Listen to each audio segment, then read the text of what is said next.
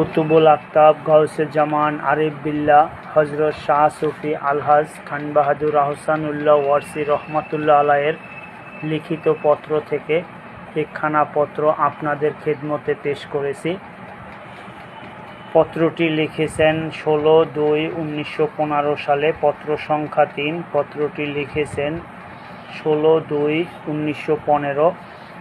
আপনার পত্র পাইয়াছি, পড়িয়াছি, কতবার সে পূর্ব দৃশ্য ভাবিয়াছি ও আত্মহারা হইয়াছি।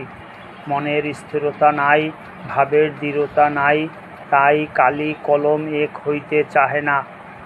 আমি যেন স্থানভ্রষ্ট হইয়া পৃথিবীর দূর দেশে কৃত্রিম মরীচিকা মালার মধ্যে পথ হারাইয়া কি উদ্দেশ্যে কোথায় দৌড়াইতেছি, কোথায় ঘুরিতেছি। কত সময় হা হুতাশ করি, দীর্ঘ নিঃশ্বাস ত্যাগ করি, হাসি কাঁদি, নিজের অদৃষ্টকে ধিক্কার দেই, আবার সব ভুলিয়া যাই। মোহ যায় আসে, আমাকে কেবল নিস্পন্দ ও অসাড় করিয়া ফেলিয়া যায়। আমি কার, আর কেই বা আমার?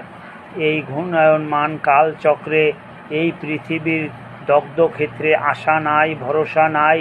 বিনা উদ্দেশ্যে কি করিতেছি, কোথায় যাইতেছি, কিছুই বুঝি না, দেখি না। আপনাকে অনেকবার দেখিতে ইচ্ছা হয়, পূর্ব স্মৃতি জাগাইতে বাসনা হয়, এই মরু প্রাণকে পুনরায় সঞ্জীবিত করিতে আকাঙ্ক্ষা হয়।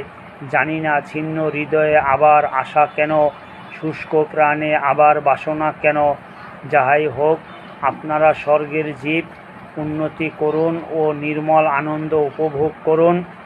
আমার জন্য অবসাদ আছে, হতাশ আছে, মর্মকীট আছে, অসহ্য যন্ত্রণা আমার লক্ষ্য। আজ আসি।